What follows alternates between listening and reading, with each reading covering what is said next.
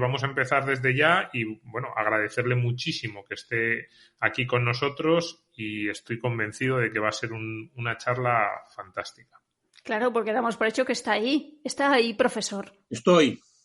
Bien, qué forma más rotunda de entrar. Y es que a mí es lo que más me gusta de usted, esa actitud. Qué importante es, profesor.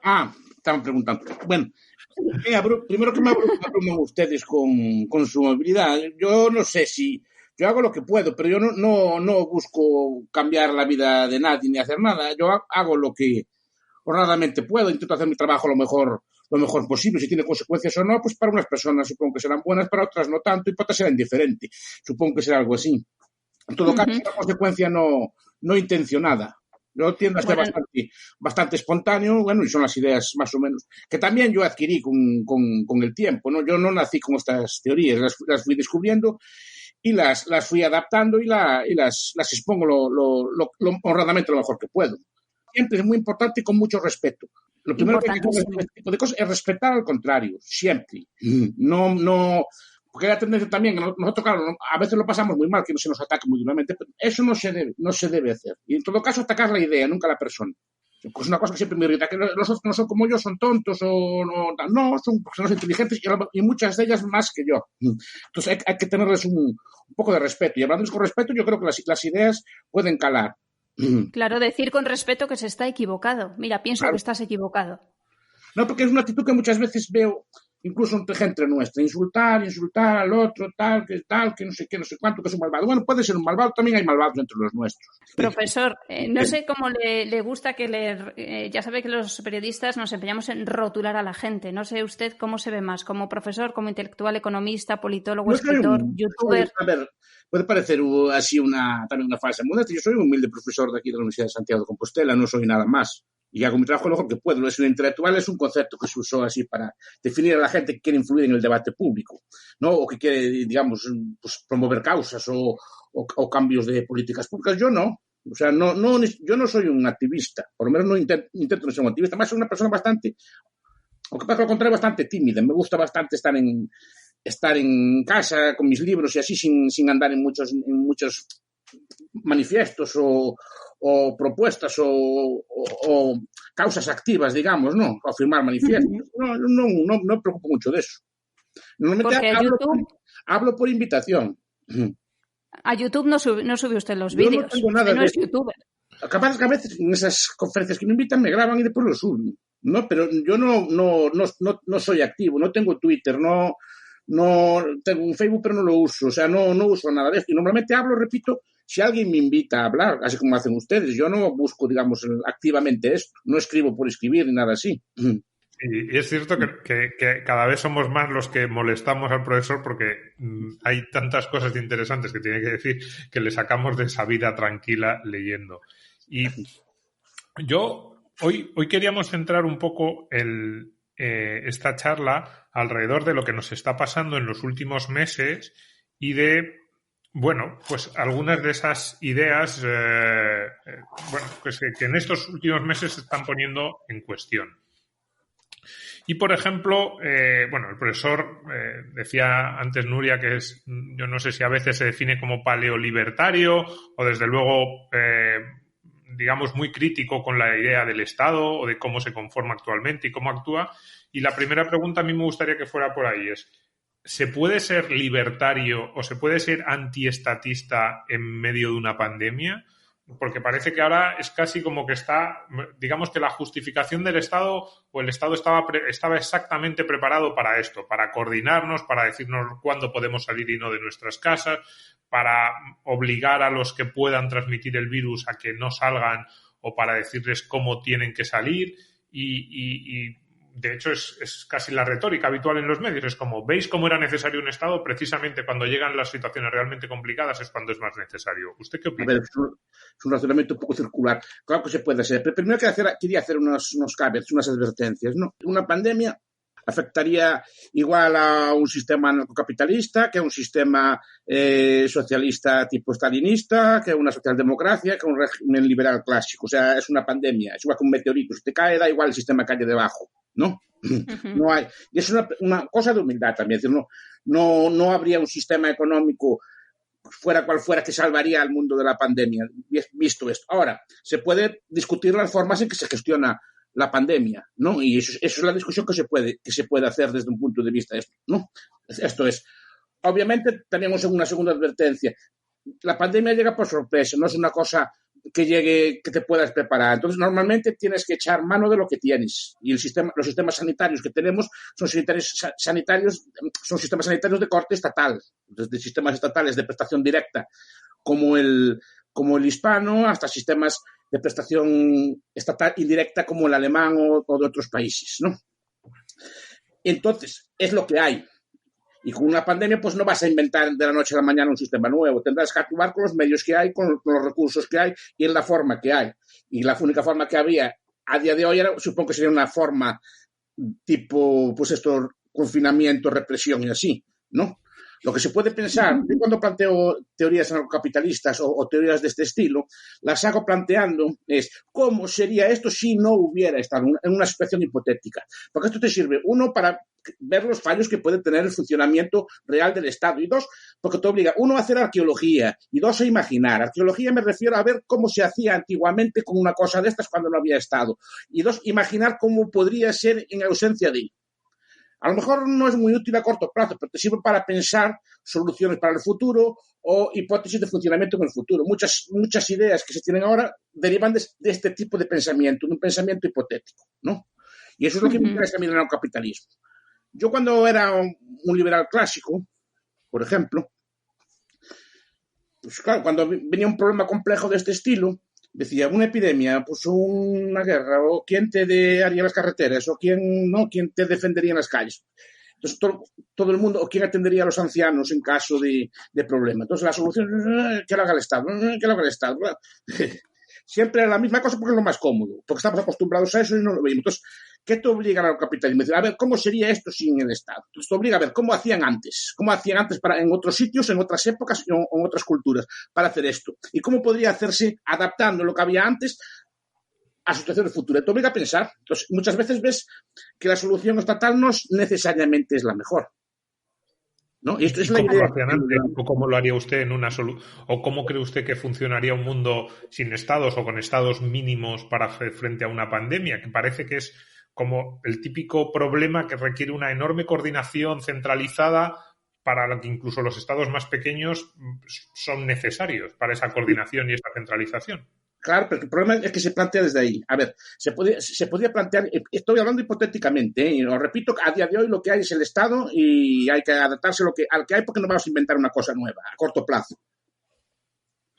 Ahora, correcto.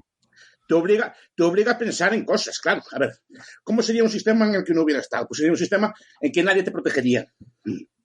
Entonces, las personas tendrían que buscar formas de protección para ese tipo de situaciones que pueden haber. Serían comunidades variantes desde comunidades naturales, tipo aldeas o así. Al paleo le gusta mucho, es una broma, pero le gusta mucho el modelo que se plantea en El Hobbit o en El Señor de los Anillos, que es una especie de comunidad ultraconservadora, sin figuras de autoridad. Es una broma, pero más o menos una cosa así, pues sería una aldea o sería una comunidad. Cuidado, esa comunidad es fácil de cerrar en caso de problema. Porque, por ejemplo, en sus estatutos o en sus normas, o cuando usted compra una casa allí, se somete, digamos, a una especie de normas de la comunidad, o a una comunidad de vecinos, en la que se establecen los criterios a seguir en caso de una pandemia. Y al ser comunidades de ese estilo, son fáciles de cerrar. En el sentido que podemos confinarnos voluntariamente e impedir la entrada de personas, digamos, que tengan cosas de riesgo de este tipo. Dos, sería un sistema con sanidad bien de mercado, bien voluntaria a través de, como era antiguamente, ¿no? En el siglo XIX, sin ánimo de lucro. Pero bueno, este tipo de empresas, este tipo de asociaciones, obviamente tienen interés en que la gente no coja enfermedades porque les son muy costosas y tienen que asumir seguros muy caros, etc. Entonces, probablemente actuarán con medidas de previsión. Cosa que, por ejemplo, no hicimos. Estoy hablando hipotéticamente, no sé lo que pasaría. Pero supongo que tendríamos, por ejemplo, stocks de mascarillas, stocks, por lo menos, de medicinas a nivel comunitario, ¿no? De mascarillas, de atención básica, y habría, digamos, supongo que establecerían fórmulas modulares pues, para atender UCIs y cosas por el estilo, que tampoco sé cómo sería exactamente la sanidad en este tipo. Desde luego, sería más preventiva que reactiva, ¿no? Intuyo yo que iría por ahí. Entonces, ya la propia compañía de seguros te daría una serie de consejos que también te servirían para reducir la póliza. Igual que, por ejemplo, en mi facultad tenemos así una especie de aspersores de agua, tenemos unas puertas blindadas para caso de incendio, unos ascensores pues, contra los incendios y tal. Pero a la medida que la universidad adquiere ese tipo de utensilios, la póliza le baja, porque adquieren, digamos, productos o bienes que previenen eso. Lo mismo supongo que sucedería en unas sanidades de estilo. Y de hecho se puede ver algo semejante en las sanidades que funcionan con principios parecidos, por ejemplo, en Corea, en Singapur o en Alemania, en otros países, ¿no? Que ya la propia empresa tiene previsto esa contingencia precisamente para ahorrarse costos después, pues tiene unos pequeños stocks, unas pequeñas cosas. Y si las personas adquieren hábitos de prevención de epidemias, que en parte son médicos, pero en parte son de cultura social, ¿no? Pues de esto de mantener distancias, diseñar edificios o habitaciones o así que permitan aislarse y todo este tipo de stock. Por eso en Japón, por ejemplo, ha afectado menos. O en Corea. A ver, que Corea del Sur y Singapur son sistemas sanitarios. Es que aquí, por ejemplo, en España creo que hay un debate también un poco perverso. Por ejemplo, yo veo que Ayuso no ataca de privatizar. Ayuso no privatizó, Ayuso cambió la forma de gestión. Yo fui profesor unos años de gestión pública y sé que hay sistemas de gestión pública directa, hace que el Estado se hace cargo directamente de la prestación, por ejemplo, como es en las escuelas públicas o como es en la sanidad pública, esto es que son hospitales estatales dirigidos por el Estado y controlados por el Estado. Hay sistemas de gestión indirecta que el Estado paga toda una parte de la prestación, pero se presta a través de sistemas privados. Por ejemplo, el sistema alemán o los sistemas alemanes, centroeuropeos, son parecidos a sistemas públicos españoles, que son los sistemas, por ejemplo, de las mutualidades de funcionarios, o de las mutualidades de jueces o las mutualidades de militares, que tienen sistemas de sanidad públicos, pero de prestación privada, que fue, por ejemplo, el que usó la vicepresidenta, ¿no? Sí. No, la vicepresidenta Calvo, Carmen Calvo, que fue la Carmen Calvo, claro, sí. sí. Fue Calvo, sí. Eso es. Usó un sistema de estilo. Sí. Como funcionaria usó un sistema pagado por el Estado o a través de sus cotizaciones, pero de prestación privada. Esto es que la funcionaria, la ministra, la vicepresidenta Calvo pudo escoger el hospital que quiso o la mutualidad que quiso. Esos sistemas son los que hay en Alemania, pero son tan públicos uno como el otro. Solo que es la forma de gestión que difiere, ¿no? Por ejemplo, los sistemas que tienen algún tipo de componente privado tienen interés por la cuenta que les trae en que haya el menor número de enfermos posibles y tienen interés en prever que no tengan costes. Fíjese, profesor, que está usted poniendo modelos o ejemplos y esas hipótesis de cómo sería el sistema que precisamente ponen en cuestión una de las grandes verdades o uno de los grandes tópicos que se manejan en los medios españoles actualmente, porque usted está proponiendo medios más o menos descentralizados, donde cada uno de los agentes va tomando decisiones en función de cómo la afecta, pues desde esas compañías que dicen quiero tener algo, a ver si incide algo menos entre mis clientes, comunidades pequeñas que toman decisiones individuales, cuando en los últimos meses lo que se ha planteado en España es que claramente lo que era necesario era centralizar. ¿Y usted cree que esa centralización obsesiva que nosotros tenemos en algunas cuestiones incluso puede ser una fuente de debilidad? Porque hace... El sistema español, cuando lo crea Franco, el sistema de seguridad social, es un sistema tipo NHS, es un sistema basado muy parecido al sistema británico, que es un sistema centralizado. No sé por qué a las izquierdas siempre les gustó ese modelo de centralización y era el modelo que se propuso por la transición que después se propuso. Pero aún así, a nivel autonómico, sigue más o menos el mismo esquema. Ahora cada vez más variado, pero sigue el mismo esquema. El sistema teóricamente usa economías de escala, pues reduce costes, tiene una serie de ventajas, pero tiene un problema, que como se estropee uno, como hay un fallo en el centro, se estropea todo. Es decir, si el centro tiene, por ejemplo, un fallo a la hora de aprovisionarse de mascarillas o de un medicamento, se queda todo el sistema sin él. Frente a los sistemas, por ejemplo, ¿cómo decirlo? Redundantes, ¿no? Tipo alemán o tipo suizo, redundantes o duplicados, ¿no? Por ejemplo, en Alemania, en cada compañía de seguros tiene su propia red de hospitales, que a veces se duplica con los hospitales con otros hospitales que hay de otras compañías, pero lo que quiere decir es que hay una densidad como mayor de hospitales. Eso sí, la escala del hospital a lo mejor es más pequeña, no son hospitales tan grandes, pero claro, si falla uno, no fallan todos. Yo siempre pongo el ejemplo de la comida, ¿no? Por ejemplo, que fue un sistema que no falló, a pesar de los picos que hubo, ¿no? De las demandas que hubo al principio de la epidemia, que la gente quería aprovisionarse todo tipo de bienes, pues no fallaron los sistemas. ¿Por qué?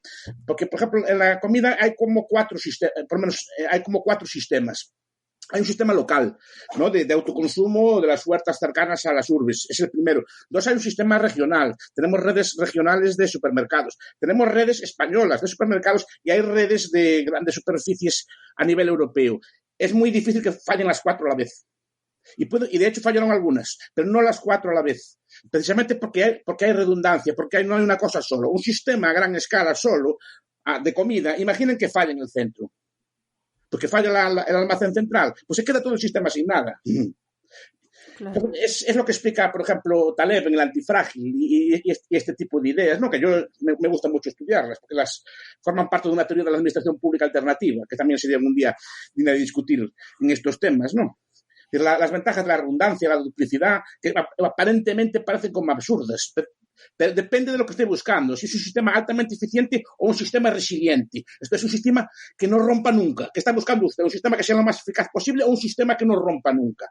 Según cómo diseñes la administración pública, según cómo diseñes los servicios, te va a salir una cosa o te va a salir la otra. Yo creo que el Estado, por ejemplo, el Estado español, peca de ese sistema cartesiano, racionalista, muy imitación del francés, ¿no? Ya, pero estará conmigo, profesor, que a la hora de asumir responsabilidades los políticos no tienen problema en descentralizar. No, ahí no, pero centralizaron al principio. Ahí crearon una especie de mini caos al principio porque no sabían qué hacer. Pero precisamente al fallar el sistema central hubo un desbarajuste y quedó todo el sistema sin nada. Pero al final, cada autonomía buscando por su cuenta consiguieron, ¿no? Es que si aparentemente aparece irracional, porque estamos acostumbrados al pensamiento cartesiano. En cambio, a mí ese tipo de modelos no me acaban de gustar. Me gusta que haya sistemas administrativos, incluso en competencia entre ellos. Yendo más allá, incluso de la pandemia, las grandes amenazas que ahora mismo que presenta el mundo, voy a resumirlas en 3, aunque podríamos hacer más subclases. Uno podrían ser este tipo de pandemias, desastres naturales, etcétera. Otro podrían ser, pues, no sé, la invasión, la guerra, enfrentarte a un ya ni siquiera una guerra convencional, sino también las diferentes formas de ataque que ahora hay, informáticos, enfrentarte a un Putin o a un partido comunista chino que quiere introducirse en tu sociedad. O también desde algunos ámbitos se plantea pues las grandes corporaciones, las grandes empresas que pueden llegar a ser monopolísticas en determinados sectores. Ante esas grandes amenazas siempre se nos dice es que si no tienes un Estado fuerte y muy centralizado vas a salir perdiendo ante esas grandes amenazas. Dicen, a lo mejor el Estado es un poco ineficiente, es un poco caótico o se gasta el dinero en subvenciones un poco absurdas, eso es cierto. Digo, este sería un poco el argumento que a veces a mí me venden, ¿no? Me dicen, sí, tienes razón en que el Estado no es muy eficiente, pero al final, cuando llegan realmente los problemas y esas grandes amenazas, o tienes un Estado fuerte, centralizado y cada vez más, y por eso, por ejemplo, ahora se mira a ese Estado más fuerte que todavía, que sería la Unión Europea, o tienes ese Estado fuerte, muy centralizado y grande, o vas a perder ante esas grandes amenazas y no vas a tener respuesta. Ese argumento llevaría la lógica, por ejemplo, estaríamos mejor si hubiera un Estado centralizado chino a nivel mundial que iniciara, ¿no? Esa es la lógica. ¿Por qué parar en España? Porque España al final no deja de ser la zona de Guangdong o de Guangdong, esa que hay en China, que son 40 millones de habitantes, un par de ciudades de allí. ¿Sí o no? Si queremos una lógica de un Estado que haya solo, pero ¿a qué esos amigos suyos le dicen que no? Que quieren tener su Estado, aunque sea de una escala a nivel mundial ridículamente pequeña, ¿no? Y no quieren someterse a la India, por ejemplo, ¿no? Ahí eso es un argumento. Es decir, que si la lógica es esa, centralización y tal, pues mejor un Estado chino poderoso con su partido comunista a nivel mundial que nos domine y así estaríamos todos a salvo de pandemias. Me temo que eso, porque al final, como dije muchas veces, los estados operan entre sí, pues en una escala de anarquía también entre ellos, y gracias a eso se pueden ensayar modelos distintos. No creo que con un estado mundial y único estuviéramos mejor protegidos de este tipo de enfermedades. Yo por lo menos lo dudo, se podía discutir. Después que la pregunta que usaba, por ejemplo, era de las guerras. Aquí es un tema muy interesante. Aún hice un paper hace poco sobre esto que va a salir publicado, inspirado en la obra de un autor que se llama Martin Van Creveld, que escribió un libro sobre este tema, ¿no? Sobre si la guerra si los estados modernos, tal cual, el estado tipo europeo está preparado para las guerras modernas. Y eso también es otra cuestión que plantea. Es decir, porque los enemigos potenciales que hay, los estados no son capaces de tratarlo mejor. Y los enemigos potenciales son, pues, desde el tipo terrorista yihadista, las maras, las mafias, ¿no? Todo ese tipo de cosas. Si un estado tal cual está diseñado es la mejor forma de tratar con ese tipo de amenazas. Y Martin Van Crevel dice que no. Nada más que hay muchas formas de guerras. Y una guerra informática, por ejemplo, no distingue entre estados. Puede atacar a muchos estados desde un principio. Después, las grandes corporaciones. Claro, ahí es donde me entra mi punto más anarco, ¿no? Porque yo creo que buena parte de las grandes corporaciones son inventos, son artilugios del Estado. Ahí es donde me entra la vena más ANCAP, tipo Kevin Carson o cierta parte de Rothbard. Es decir, muchas veces los liberales solo vemos, los atacan a los ricos y atacan. Yo no tengo nada en contra de los ricos ni en contra de las empresas. Ahora, que digan que no hay protección algunas de ellas, eso es falso. Hay muchas empresas están muy protegidas y están defendidas y creadas por el aparato de Estado. Es ahí donde creo que eso no se puede negar. Incluso los Estados las protegen muchas veces con regulaciones. Miren el caso, por ejemplo, de estas empresas tipo Google o así, cuando le quieren poner la tasa a Google. Que yo soy contrario a esa tasa, ¿eh? No es eso. Pero ¿por qué el Estado americano tiene que venir a defenderlas? ¿No? ¿Y por qué la defiende ellos y a lo mejor una fábrica de chicles no la defiende? Eso es lo que muchas veces hay que reflexionar. Y muchas de esas corporaciones que ellos critican no son el Estado para defendernos, que es el Estado muchas veces el que las protege y las crea. Y eso creo que cualquier liberal honrado tiene que reconocerlo. Otra de las amenazas, profesor, puede ser la opinión única, la imposición de la opinión de las mayorías. Eso siempre, eso... No sé por qué, pero al ser humano siempre le gusta controlar a lo que piensan los demás, sean poderosos o no, pero le gusta controlar lo que piensan los demás. Y es una tendencia que yo percibo a lo largo de la historia que se perdura. Yo veía que en los tiempos de Franco pues, se censuraban determinadas películas y ahora se censuran o se quieren censurar determinadas películas también. Veo que en los tiempos de la Inquisición, que es una época de la que me gusta mucho leer y novelas, aún leí hace poco el hereje de Miguel Delibes, pero en general es un tema que me gusta. Veo que también aquella gente quería censurar las ideas. A día de hoy se censuran obviamente no con la violencia de antes, pero esa tentación humana a censurar, a querer controlar, a que haya un pensamiento único, está muy latente, pues hay que luchar contra ella. Yo creo que las redes, sobre todo Internet, las redes a lo mejor no tanto, porque las redes son más un instrumento de control que de libertad de expresión. Yo muchas veces lo veo. Es que las redes se usan para al que discrepa, así una especie de enjambre o de abejas mediáticas que pican y atacan a la gente que se desvía un poco de la norma. Pero el Internet sí está muy bien, porque en Internet si se pone a buscar en vez de redes, empieza a buscar todo lo que es el Google académico, toda la cantidad de libros, revistas y cosas académicas que puede haber, uno puede informarse muy bien de las cosas. Incluso puede leer prensa de muchos países y puede leer acceso a vídeos de muchos países, sin entrar en esa interacción, ¿no? Yo creo que es una cosa muy libre, es muy difícil controlar todo eso. Pero entonces pero esa tentación humana a controlarlo yo la veo muy presente. Siempre la vi presente. Pero fíjese que las democracias, tal y como se planteaban, o por lo menos esto es lo que nos han vendido y yo me lo he creído, en parte era que eran el terreno, o sea, se creaban esos sistemas institucionales para proteger a las minorías. Uno lee a los padres fundadores en Estados Unidos o casi eran modelos que en teoría eran para que tú puedas ser lo que quieras ser, incluso aunque seas el único. Y sin embargo, hemos ido derivando hacia modelos en los que cada vez el Estado se inmiscuye en más aspectos de nuestra vida y encima cada vez más nos dice tienes que seguir lo que dice. Se han transformado la democracia en las mayorías, en una especie de dictadura de las mayorías que durante los años en los que gobiernan los suyos se sienten con derechos legitimadas para imponerte determinadas formas incluso de vida a los demás. La democracia en cierto aspecto sí sigue siendo el mejor sitio para establecer ideas. ¿Qué pasa? La democracia tiene un aspecto que es hiperlegítima, es una forma de Estado muy, muy legítima. Por tanto, el que gobierna se siente como legitimado por el apoyo popular para tomar medidas de control o de cosas por el estilo. Porque la democracia, no olvidemos, es demos, es el pueblo, pero es cracia también, es poder. O sea, no es una forma pues de liberalismo, es una forma de poder en que los poderosos pues está escogido por el pueblo o responde delante del pueblo, pero sigue siendo un gobernante. Hay un autor libertario, que aquí no está traducido ni muy conocido, que se llama Benjamin Ginsberg, ¿no? De un libro que se llama The Consequences of Consent, ¿no? Que es muy bueno, que explica estas cosas así. Como la democracia aún exacerba más el poder. Digamos que los regímenes, no comparado con los regímenes totalitarios, ¿no? Pero con un régimen antiguo, de antiguo régimen, tiene una capacidad de penetración, de legitimidad mucho mayor y una capacidad de intentar controlar la opinión, tal, tiene esa tendencia, también esa pulsión a controlar la opinión. ¿Qué pasa? Sigue siendo un sitio que puede haber como hay cierto mercado, como hay cierta libertad de movimiento y no sé, cosas así, se hace más difícil controlar la opinión. Pero la pulsión de muchos gobernantes es esta, ¿eh?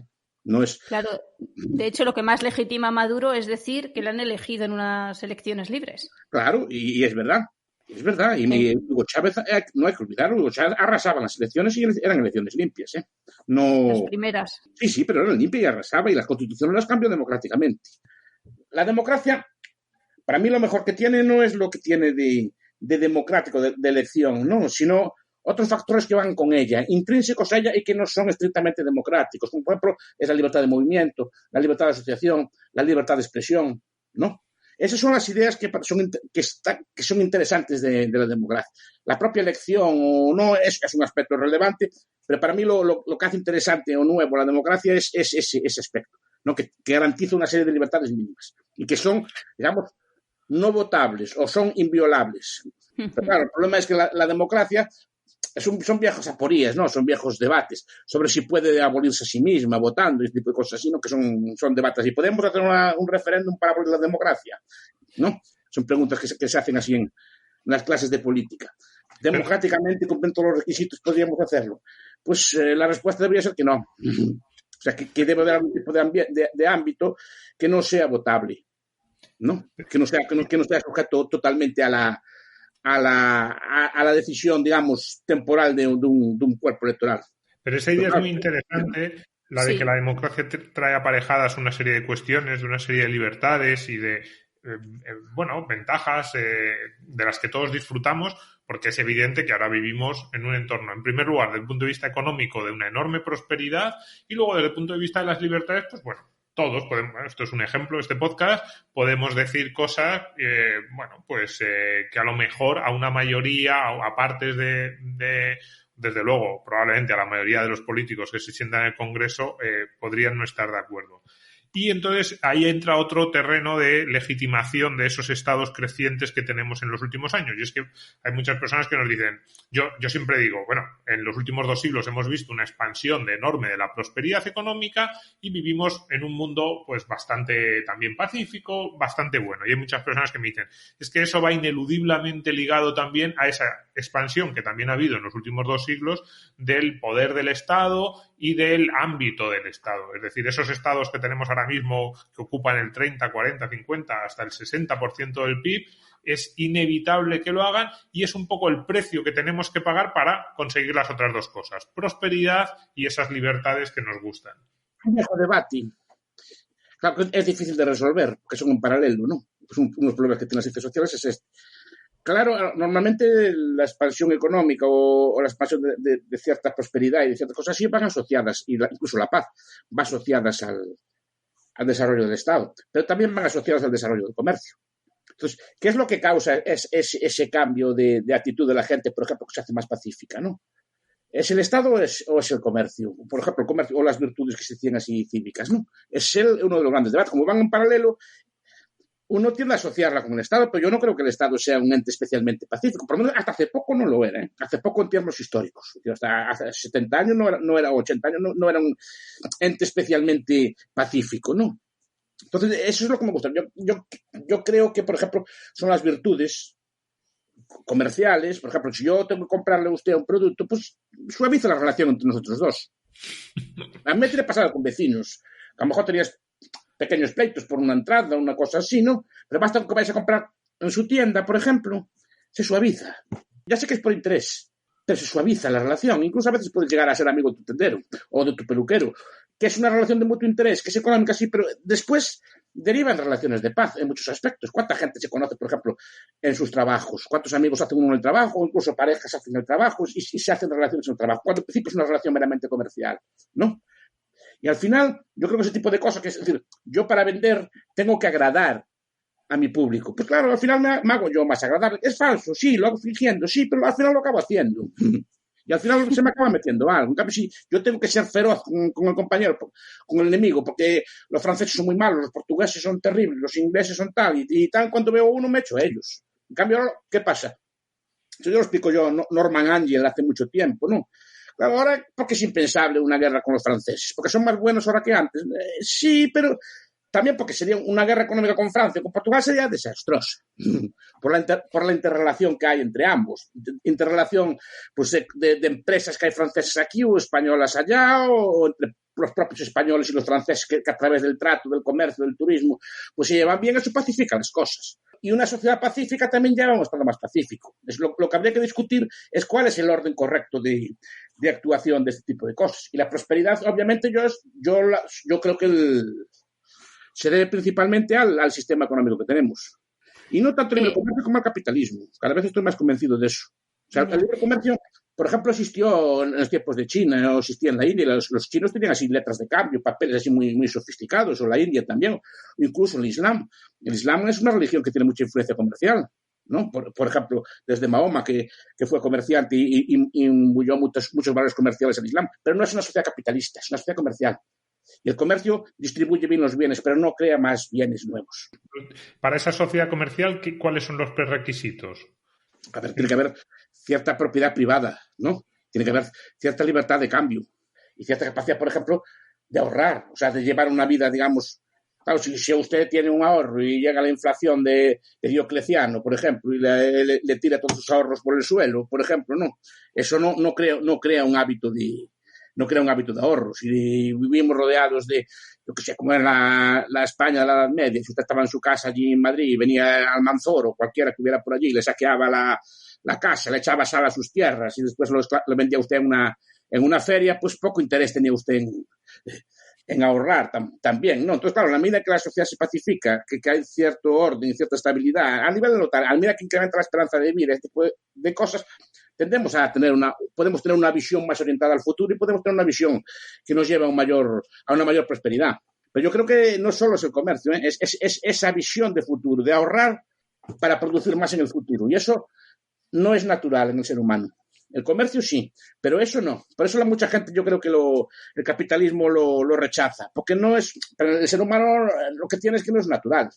Nada lo que hace es natural. El ser humano se corta las uñas, el ser humano se lava el pelo, entonces no es natural, con champú, eso no es natural. Va vestido con ropas, eso no es natural. Todo lo que hacemos es artificial. Cocinamos, usamos fuego para la comida, eso de natural no tiene nada. Pero todo lo que hacemos es así. Y el capitalismo, que pasa es que va contra una forma de vida que no teníamos pensado. Y es difícil de entender. Es difícil de entender porque requiere un sacrificio previo para un beneficio futuro que no sabes si lo vas a tener. Pero claro, es una orientación. Por eso me interesan mucho los aspectos culturales del capitalismo, desde Max Weber a, por ejemplo, a Daniel Bell, ¿no? Todo es no solo el aspecto que a lo mejor no es el que estudian ustedes en su programa, ¿no? Pues están estudiando las bolsas, si suben o bajan, también me interesa más la cultura del capitalismo, ¿no? Y cómo se puede ver afectada. Por ejemplo, el Banco Central, estas cosas hicieron mucho para erosionar esa cultura. Muchas de las políticas sociales erosionan también todo esto, ¿no? ¿Usted conoce, profesor, o no sé si es posible una sociedad sin mercado? Es que el mercado tampoco... A ver, yo siempre digo que el Estado no tiene existencia ontológica. O sea, no es una persona, sino que son personas organizadas. Lo que le llamamos mercado son personas que cambian bienes una con la otra. Y a todo eso junto le llamamos mercado. Pero realmente lo que hace Nuria Richard es ir a comprar manzanas a la tienda. Una vez que va a comprar manzanas a la tienda, las intercambia bien por otro bien que ya tiene, bien por unas monedas. Eso pone a andar una serie de mecanismos. El tendero ordena a su almacenista, el almacenista lo ordena al agricultor. El agricultor, entonces, a partir de mañana, empieza a plantar manzanos pequeños, empieza a abonarlos, empieza a contratar una serie de insumos que necesita, tractores, cosas que necesita, todo eso. A todo eso lo llamamos mercado, pero realmente es la señorita o señora Richard yendo a comprar a... ¿no? Pero usted sí, pero puede ser que yo no me quiera relacionar con nadie, o el ser humano al final está condenado al mercado. Entiéndame lo de condenado. Hombre, poder vivir solos, no sé hasta qué punto podemos vivir solos. Ya desde nacer parece un poco complicado, ¿no? Tal como es el ser humano. Pues ya desde el propio nacimiento necesita del auxilio de alguna otra persona, o que hipotéticamente pudiera tenerse un hijo sola, ¿no? Entonces necesita una serie de cuidados. El ser humano, uno de los rasgos que tiene es su sociabilidad. Y normalmente siempre hay algún tipo de intercambio entre seres humanos, que puede ser monetario, que es lo que entendemos por mercado, o intercambio simplemente pues, como agradecimiento, como don, o como un favor, o algo así. Normalmente hasta el cazador repartía la caza con sus vecinos, y a cambio los vecinos, sus compañeros, pues le daban algún tipo de deferencia, o lo cuidaban de él, o le daban algún tipo de honor, una cosa así, ¿no? Es un intercambio monetario, pero sí que sigue un intercambio. Critican los marxistas o así, es el mercado a nivel global, ¿no? Y mercados con cosas que no se entienden o que no se ven fácilmente. Por ejemplo, un mercado de derivados. Aunque están en la Biblia, los mercados de derivados ya están en la Biblia, eso es una cosa muy antigua. La mayor parte de mucha gente, yo cuando hablo no veo que no entienden eso, de que es un futuro, que es un put, que es un call, que es una cosa de este estilo, que no entienden muy bien en qué consiste eso. Les parece una cosa como muy estrambote. Y a veces lo son, estos productos estructurados que se venden en bolsa, esta cosa así que van subiendo, puedes perder tú y cosas así, ¿no? O que te puedes perder mucho más de lo que pusiste, o cosas de este estilo. Claro, a mucha gente se le sorprende que se puedan titulizar cosas y así, ¿no? Yo entiendo la lógica, pero mucha gente no la entiende porque es una cosa muy abstracta. No ven bienes físicos cambiándose uno por otro, sino ven que cambian entes abstractos. Y a veces esos entes abstractos son necesarios y favorecen la producción de bienes físicos, pero no son fáciles de ver. Tampoco es fácil de ver una vida, digamos, orientada cara al mercado, porque muchas personas su preferencia temporal es muy alta y, digamos, que quieren disfrutar el momento y quieren producir para consumir inmediatamente. No es fácil entender una visión cara al futuro, y una visión cara al futuro racional. En esa línea me interesaba muchísimo la parte de la cultura, el capitalismo, de los valores. A mí cada día me interesa más, es de las partes. Y me gustaría hacerle una doble pregunta. La primera es, estamos en riesgo, decía usted que el Estado muchas veces desincentiva muchas de esas virtudes sobre las que se asienta el capitalismo. Y yo leyendo a algunos de los autores que hablan de estos temas, también me da la sensación de que en los últimos 50 años, sobre todo, hemos dejado de valorar, ya ni siquiera desde el punto de vista práctico, sino desde el punto de vista moral y ético, hemos dejado de valorar muchas de las virtudes sobre las que las sociedades del pasado, sobre todo la sociedad europea occidental, fue construyendo ese capitalismo, ¿no? Esas virtudes burguesas. Entonces, ¿estamos en riesgo de que eso se pierda, en parte por la intervención del Estado? Y luego una segunda pregunta muy relacionada que sería, ¿cómo podemos hacer para que esos estados cada vez más grandes retrocedan? Sé que esta es una cuestión muy pragmática, pero yo ya ni siquiera entro en que desaparezcan, pero sí que retrocedan un poquito y que nos dejen más campo a las personas y que nos dejan que desarrollemos ese potencial y esas virtudes y esa cultura capitalista que en cierto sentido podemos estar perdiendo. Repito, la cultura es una cultura que se dio en unos determinados sitios en determinadas épocas. Se dio en sitios como la Inglaterra victoriana, porque era una sociedad muy, muy, muy, muy religiosa y muy, muy frugal. A lo mejor se pasaba de puritano, ¿no? Pero era muy frugal, vivían con muy poco. Vivían, decían los clásicos, del interés. O sea, no tocaban jamás el principal se iba creciendo. Entonces, lo que explica Max Weber de las religiones, esta cosa sí que tiene mucho que ver, porque la religión, allá cada uno si cree o no, pero la religión en ese aspecto es un freno, digamos, a nosotros mismos, que dice, no, quieto, no consumas, ahorra, no te portes así, no gastes el dinero bebiendo, no bebas, no juegues, pórtate bien, lleva una vida ordenada, y cuida de tu familia, etcétera, y gasta poco. Y ahorra para el día de mañana. Eso es una visión. Y claro, eso lleva una acumulación de capital muy grande, que correctamente invertida, pues lo que dio lugar al capitalismo. El Estado, ¿cómo afecta eso? Hay muchos autores que hablan, por ejemplo, del Banco Central. Pero el Banco Central no solo porque crea de esto, sino porque cambió mucho la cultura del ahorro. Yo recuerdo, por ejemplo, haber leído que la casa Ford principalmente creaba planes de ahorro para comprar coches, pero eran de la siguiente forma. Usted ahorraba, por ejemplo, $100 al mes, no sé cuánto era, pero bueno, $100 al mes durante, por ejemplo, 4 años, y al cabo de 4 años le daban un Ford flamante. Digamos que el interés trabajaba para usted. Usted ponía su cuota de ahorro, la casa Ford le pagaba, o el banco asociado a la casa Ford le pagaba unos intereses, y digamos que al cabo de 4 años tenía usted su coche, pero implicaba un sacrificio previo, en el sentido de que usted no podía consumir al momento. Para consumir tenía que sacrificar bienes de consumo presente para tener el bien grande el día de mañana, ¿no? Pero acá usted no estaba endeudado nunca.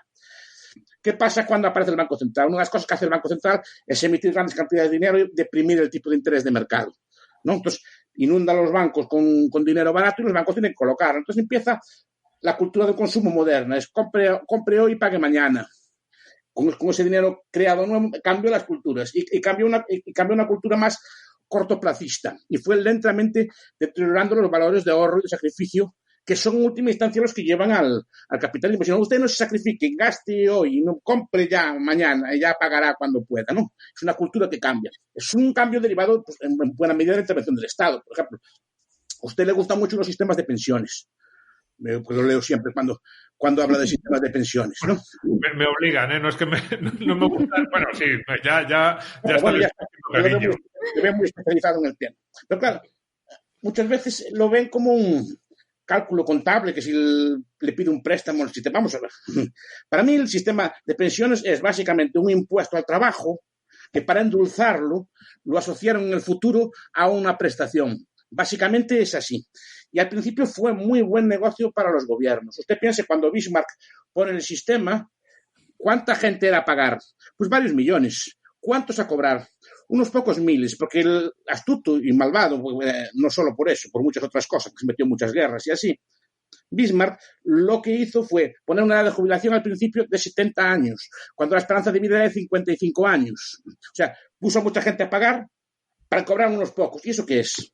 Y ese dinero no estaba invertido en ninguna parte, ese dinero es un impuesto. Un impuesto muy bien montado que le dio a los estados que lo pusieron muchos beneficios durante mucho tiempo. De hecho, usted que lo sabe mejor, ¿cuándo empieza el sistema de seguridad social a ser deficitario? Hace pocos años. Entonces, yo lo veo así, pero claro, el sistema de seguridad social cambia el tiempo de las personas. Es decir, la gente ahorraba y había muchos sistemas. La gente piensa que no había sistemas antes de pensiones. Había muchos sistemas de atención a la infancia. Y el capitalismo inventó unos cuantos de ellos. Las perpetuidades. Yo leía, por ejemplo, los granjeros americanos sin hijos que no tenían quien los cuidara. Hacían pactos de sucesorios que si una persona se hacía cargo de ellos se le daba la granja. O sea, había un montón de sistemas para precaver el futuro. Incluso sociedades mutuas, sociedades de ahorro privadas. Así. Y todo eso fue, digamos, roto por la aparición del sistema estatal de pensiones, ¿no? Y hablando de pensiones, ¿qué es para usted el ingreso mínimo vital? Pues es algo parecido, ¿no? Pues es primero que no es para tanto, porque al final yo no sé cómo va a acabar la prestación a nivel. Yo creo que es más humo que realidad, aunque vaya a haber algo de esto. No, porque veo que básicamente son 3.000 millones y ya los sistemas. Igual estoy hablando de memoria y me estoy equivocando, pero creo que si el sistema español va a dar 3.000 millones, ya los sistemas autonómicos daban como cerca de 7.000, todos ellos juntos, no va a ser un mero complemento, me parece a mí, ¿no? Propaganda, sí. Me parece más que tiene más de propaganda que de hecho real, porque va a complementarse con los sistemas actuales, y más cuando se transfieran. Ya lo verá. Pero estaba diciendo esto, eso cambia el tiempo. Una pensión cambia el tiempo, en el sentido de que, ¿para qué voy a ahorrar si me van a mantener igual? No tengo yo que proveer nada, no tengo yo que hacer nada. Aunque se podría discutir después qué formas podría haber para atender a los enfermos, a los pobres y cosas por el estilo, a los ancianos, digamos, que no tengan medios, que también los hay, ¿no? A mí, de hecho, yo sí defiendo otras ideas, es por los pobres, no es por los ricos. Los ricos realmente saben buscarse bien la vida en cualquier sistema, sea comunista, capitalista o socialdemócrata. Normalmente las personas hábiles para estas cosas no tienen problema. Me preocupan los más débiles. Y me gustaría, si soy de estas cosas, por ideal, intentar pensar sistemas que puedan mejorar su vida, sin tener que depender de esto. Pero siguiendo con lo anterior, digo que el Estado con su intervención afecta a esto. Pero también hay un aspecto cultural, ¿no? Que lo explica muy bien Daniel Bell, del que hablamos alguna vez en las contradicciones culturales del capitalismo, y algún otro autor, ¿no? ¿En qué sentido? Lo que dice él es que el capitalismo genera mucha opulencia y un crecimiento pues, que se va anotando. El problema, dice Bell, es cuando empiezan a aparecer generaciones que nunca vivieron la pobreza y que ven la riqueza como algo dado, que nunca se acaba, o sea, como es una cosa que ya se conquistó y nunca se puede bajar de ahí. Entonces, a partir de ahí, vamos a intentar expandir esto, ¿no? Y se pierden, por lo tanto, los viejos valores que llevaron al éxito, ¿no? Y se transforma el capitalismo en su vertiente, para mí, menos presentable, que es el consumismo. Es más, el consumismo se identifica con el capitalismo. Y en la imagen popular, cuando yo pregunto así, ¿qué es el capitalismo? Pues tener ropa de marca, me dicen así, o tener un Ferrari, o tener una cosa, me hablan así de cosas de consumo. No, el capitalismo es todo lo contrario. Es sacrificio de consumo para tener más el día de mañana, no el consumo presente. Pero muchas personas identifican la consecuencia del capitalismo con el capitalismo, cuando el capitalismo si es de verdad, es anticonsumista.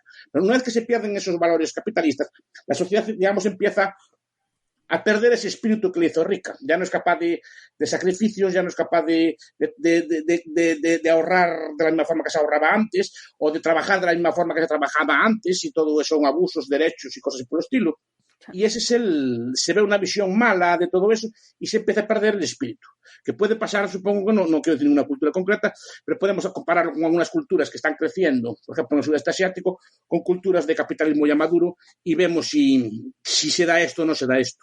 No sé no sé, profesor, si lo tiene usted medido, cuántas lecciones hacen falta para convencer a alguien de que el capitalismo es bueno y el comunismo, el socialismo, pues no tan bueno, por no decir malo. No, a ver, yo no lo sé cuántas lecciones hay, a ver, usted puede dar muchas lecciones a una persona y no querer o no compartirlo. También. Pero a mitad de curso ya están convencidos los alumnos. No, hay algunos que sí, otros que no. A ver, cada persona tiene derecho a tener sus ideas y es normal que son ideas que mucha gente rechace porque van contra normalmente lo que mucha gente aprendieron en sus casas y lo que está en el ambiente, ¿no? Ya no es solo una cuestión de ideas puras y duras. Si las ideas fueran puras y duras sería una maravilla, pero no son ideas. Muchas veces cambiar de ideas, sea de un lado para el otro, implica cambiar de amigos, implica cambiar de intereses. Claro. No es solo que yo cambie de idea, es que a lo mejor yo estoy trabajando en este medio y ahora me vuelvo marxista, ya no puedo seguir trabajando en este medio. O al revés, imagino un periodista que trabaja en un medio de izquierdas, así que se vuelva de esto. No es tan fácil cambiar, porque no es solo cambiar de idea, es cambiar de vida, cambiar de amigos o cambiar de cosas así. Entonces, por un lado es esto. A mí lo que me gusta es que, por ejemplo, aquellos que sí tienen ideas capitalistas o aquellos que no habían conocido, este tipo de ideas normalmente no son muy conocidas. Y son conocidas, digamos, es a nivel popular. Pues los consejos que dan los padres, los consejos que dan los abuelos. Pero a la vez un estudiante universitario encuentra formalizadas o teorizadas a un nivel, digamos, elevado y sofisticado este tipo de ideas. Y esto es lo que se encuentra en muchos estudiantes, que sí que hay un capitalismo intelectual, más allá del estereotipo del señor gordo, rico, con un puro y con una chistera, ¿no? Uh-huh. Que hay una filosofía detrás, que hay unas teorías detrás, que hay y ese aspecto sí que se puede conseguir. Ahora, que compartan estas ideas, no siempre ocurre, ni debe ocurrir, cuidado, ni debe ocurrir. Porque tengo un profesor que sea muy convincente, tampoco tiene por qué cambiar de ideas. Y luego, profesor. Ahora, lo ven de otra forma, eso sí, lo ven con más respeto. Lo ven con más respeto porque ve que, claro, muchos estudiantes durante mucho tiempo, yo incluido, nos vimos privados de una, digamos, elaboración intelectual seria de este tipo de ideas. Pues claro, eran como ideas despreciables, digamos, en la academia. En la academia era lo que primaba. Yo recuerdo cuando estudiaba yo, la ultraderecha era Popper.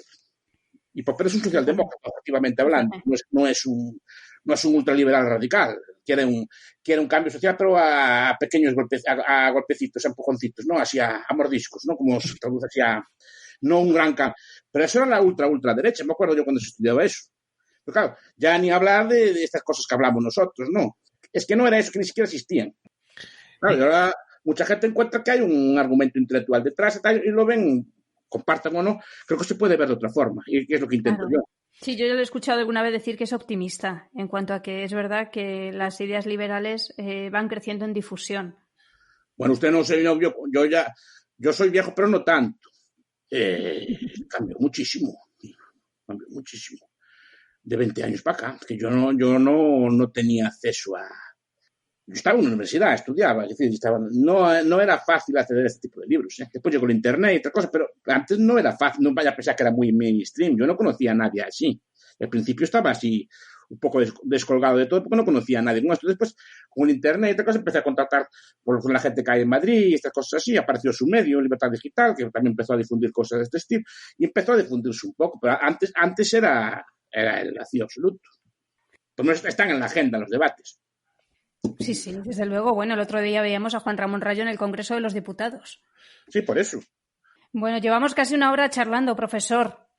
Y nosotros nos quedaríamos 3 horas, ¿verdad, Domingo? Sí, pero como se nos han quedado unos cuantos temas, vamos a citar al profesor. La temporada que viene le volvemos a invitar. Es un honor, espero no haberos aburrido, que a mí estas cosas no sé si son... No, yo sé que llevamos una hora porque tengo el tiempo aquí en la grabación, porque si no diría que acabamos de saludarle y darle la bienvenida al programa. A ver, lo divertido es que para sacar temas, lo bueno es que hagan preguntas, porque si no a mí así en frío no soy capaz de decir nada, pero si me van sacando temas a mí me inspiran así cosas de este estilo. Pero repito, espero que les haya quedado bien el programa. Claro, Siéntanse libres de no subirlo si lo ven mal. Además, Lo subiremos. Nos mata la gente. Como sepan que tenemos una grabación con el profesor Bastos de 1 hora y no la subimos, entonces sí que tenemos que emigrar nosotros. No, además hacen buenas preguntas. A mí me gustan. Lo difícil es hacer buenas preguntas, más allá del tópico, ¿no? Digo yo que hemos hablado de pandemias y ya para acabar la última pregunta, y es si se acabará el mundo ese día en el que denunciemos a nuestro padre por no pagar impuestos. A ver, todo régimen totalitario tipo Unión Soviética así intentaba que los hijos denunciaran a los padres, porque la familia en última instancia es una fuente de lealtad que el Estado aún no consiguió penetrar de todo, en el sentido de que la gente aún es más leal a su familia que al Estado. Probablemente si se hace eso se recaudaría más impuestos, pero efectivamente algo se rompería en el mundo, ¿no? Porque seríamos no familia, seríamos átomos, un número y un nombre, y no tenemos ningún tipo de fuente de lealtad más allá del Estado. Algo grave sucedería ahí, pienso yo. Bueno, profesor, ha sido un placer charlar con usted, tenerle en Economía para quedarte sin amigos, que en el subconsciente del título de este programa, sin duda, está usted, que lo sepa. Bueno, pues es un honor. Pues muchísimas gracias por acompañarnos. Nos vemos muy pronto y nos escuchamos. Espero que haya quedado bien. Ya me dirán cómo quedó, porque yo nunca me escucho, ni me veo, ni nada así. Soy totalmente refractario a ese tipo de cosas. Pues ya le mandaremos un WhatsApp y le diremos, ha quedado fenomenal.